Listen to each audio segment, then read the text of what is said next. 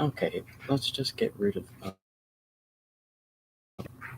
Hey everybody, Fire Alarm Dude 1 here, and welcome to another live stream. This one's gonna be short and sweet, so if you arrive late, too bad. Monoc Alarms has arrived, and it doesn't even show you on the that's right there. Oh well. So, in August of 2018, I thanks Monoc. I ended up in the ER.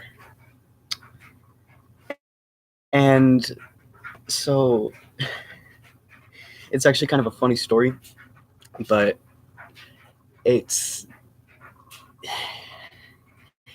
I was doing something kind of stupid, but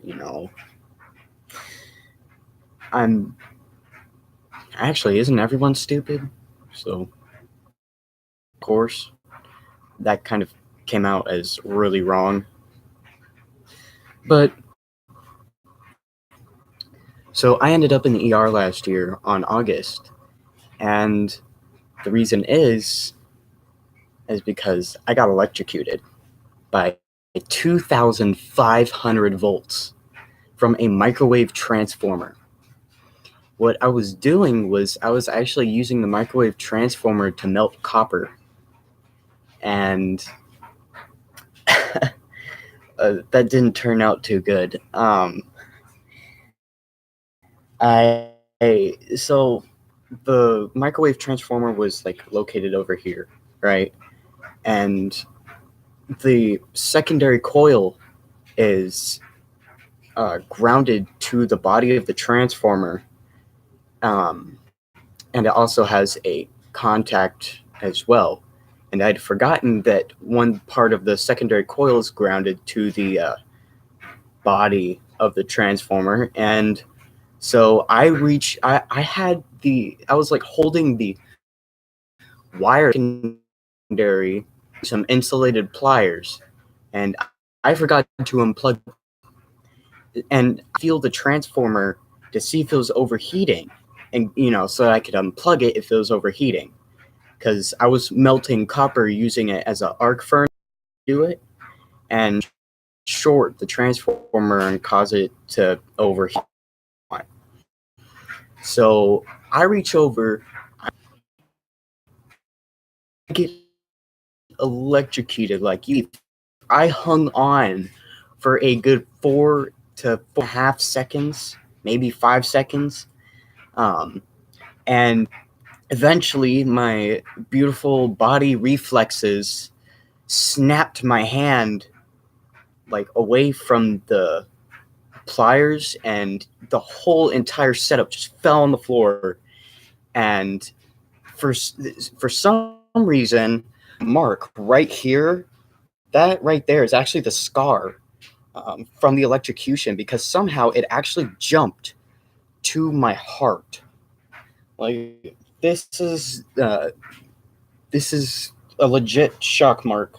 Big one here. There's another one here and one here. And I also got it on the fingers, and I mean some of them have healed up pretty well now, but you used to be able to see almost the bone because it burned so far down into my fingers. It was insane. And I don't know how I got it up to my heart. What I'm thinking, probably like while I was being electrocuted, because it was so powerful, 2,500 volts. It's really powerful, so it probably caused my muscles to clamp onto that microwave transformer and bring it up to my chest, and it probably from there arced and went through my body. It is an absolute miracle that I survived that. I shouldn't be here, but I am. So that's just like a lucky break. But it was a lot of fun. It felt like my soul was departing my body. Like, I could see the light. I could feel myself dying. It's like death feeling. Now, see, the funny thing is that um, alternating current and direct current, they're two different things. But they're made up of the same principles and whatever. But alternating current is current that alternates, and direct current is just a straight up direct current. And your body actually has a parasitic capacitance to the environment. That's why it hurts and is a lot more dangerous than direct. See, if I had rectified the alternating current coming from the transformer using something like a full bridge rectifier. Sorry, I watch Electro Boom. Anyway, if I used a full bridge rectifier to rectify the AC to DC, I probably would have been a lot safer, but I probably still would have gotten pretty badly injured, but I would have otherwise been a lot safer than what I was. So it was kind of a stupid mistake on my part anyways. Even with that safety precaution of rectifying the voltage to DC, I probably would have still gotten pretty injured, and that is not an excuse for what I mean. I think this taught me a pretty good lesson, these scars right here, to be cautious around high voltage. So, okay, Weminok Alarms asks, what prompted you to do it? So, I was just, curious as to whether I could melt copper using that microwave transformer because it has such high power, high voltage, and high current arcs that it can heat up a metal to not very extreme, and I'm talking in the thousands of degrees to tens of thousands of degrees Fahrenheit range. And so I wanted to see if I could melt copper with it. And, it was pretty early in the morning too, so I was still a little bit tired. And I was kind of not exactly thinking too straight, but it was, it was whatever. Weminok Alarms asks, also, couldn't that have started a fire? Yes, it actually could have started a fire, but I did have fire safety precautions. It was like the arcs, sorry. The arcs were not, the arcs were regulated. They were not out of control. If they were out of control, it would have started a fire in some way or another. But I usually know what I'm doing when it comes to electronics and electricity and high voltage. But speaking of knowing, yeah, I know it. Speaking of knowing what I'm doing, that actually brings me back to my mistake that I made, is that I got, and that is something you should never, whenever you're working with high voltages above 100 volts, even above, it can be pretty dangerous depending on the type of electricity you're dealing with. And here's another thing that I have to remind you. It is not the current that kills you. It is the voltage. Electro Boom is one of the YouTubers that I watch. He has an entire video on it. So I'll probably link it in later after I edit this video. But it is not the current that kills. It's the voltage. And see, depending on, it's dependable, such as conductor skin effect, your levels in your body, all sorts of variables contribute to it. But it is the voltage that kills and not the current. And oh my god, I just realized I got really sidetracked from what I was trying to say. Autism, am I right? And yes, I can say that because I do have autism. So anyway, this brings me back to what I was originally trying to say, was that um, I'm sorry, your question's gonna have to wait for like another video because I'm here. Anyway, I made a mistake of too comfortable around high voltage, but also I was improperly, how do I say it? Insulated. That's the word I'm looking for. I was not properly insulated and I was not paying attention. That is another common amateurs make. And even me, being a professional, I made that mistake. So it's not just limited to amateurs. Even professionals can make that mistake. But that being said, you need to be mindful of your environment and mindful of what you're doing so you can prevent things like that from happening in the future, especially after an incident such as mine. And yes, Womenok, yeah, you got it right there. Scary. It is pretty scary. But despite that, um, despite it being scary, you should not be totally scared of high voltages and whatnot. You should just be extremely cautious around it. I mean, it's okay to be scared of it, but you know, you're gonna have to get over that fear eventually, because high voltage, believe it or not, is all around us in the form of mainly static electricity. We all experience static electricity on a daily basis, and our bodies on a dry winter day can charge up to around 10, 15 kilovolts. And so we're basically dealing with high voltage almost daily. And even now on this, in the moisture of the South, like I live down south in Alabama, and it is extremely moist. Even then, I can build up static electricity, and I'm still dealing with upwards of 2 to 5 volts. Um, so you know, no matter where you are, you're experiencing high voltage, and so that's why I say, you know, don't be scared of high voltage. You just have to be very cautious, especially depending on what kind of high voltage you're dealing with.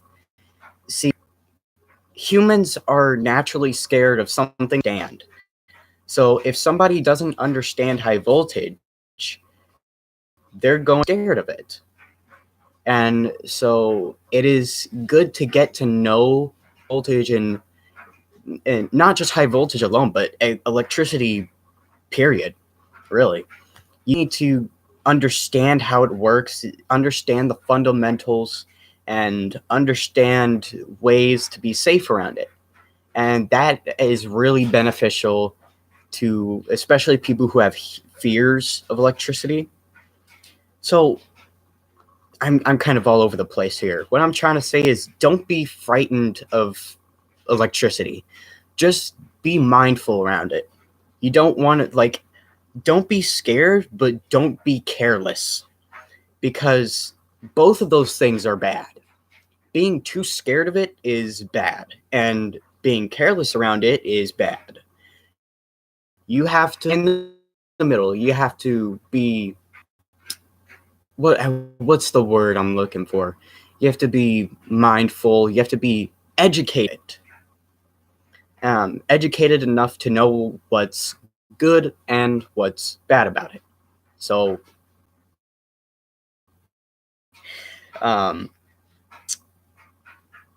yeah. Whew, man. That was a dream. So, please support my channel. A thumbs up, and if you haven't already, spread the word and whatnot. I mean, I'm not trying to become popular or anything. I just want to be educational, really. And it seems, I'm going to just go on another rant here. It seems that YouTube has evolved to people coming onto YouTube just to gain subscribers and become popular. I mean, it used to be that people would come onto YouTube to educate others and to entertain. I mean, isn't that what YouTube was originally meant for? And now it's just a big, giant mess of people trying to become popular. You know, people coming over like, hey guys, what's up? I'm super cool. I want to be popular. I mean, come on. What's the point of trying to be popular? Because it really gets you nowhere in life. You don't make any friends or anything. You just have a crowd.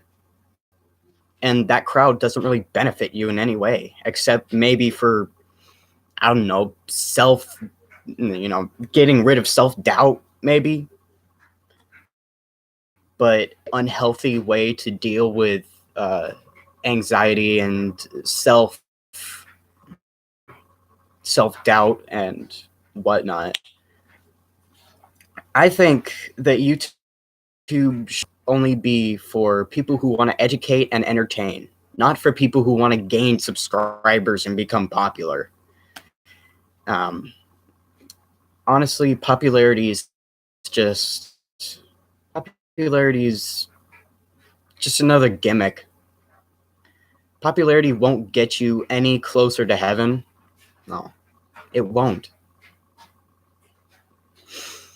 And, whenever I say subscribe and like this video and comment, the reason I say it is because I'm not trying to become popular just to be popular. I want to be noticed so that people can be educated.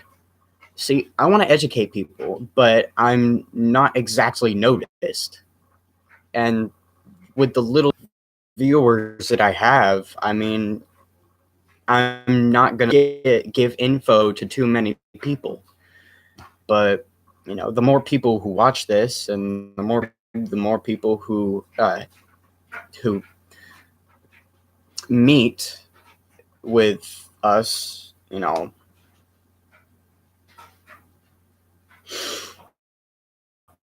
definitely. Womenok just posted a actually pretty true comment. Anyway, I think you get the point of what I'm trying to say here is I want to be educational. I want to be, I want to give useful information that can be spread and used correctly. I'm not here to make memes and be popular. No. I'm just here to spread knowledge. And also to entertain a little bit because, it's kind of my personality to entertain. I like to make people happy. So, yeah, you said it, brother. You said it. Talking to Womenok. Anyway, that's going to be it for this this live stream. But I'm gonna see if I can get on YouTube a lot more often and post educational live streams and such, kind of like this one, and informant and good stuff. I want to post some good stuff, basically. So if you want to stay connected and you want to stay educated, I suggest that you subscribe and you give these videos a thumbs up. I mean, the more thumbs up these have, the more people will see them, right? But yeah, I'll see you guys in the next video. See ya.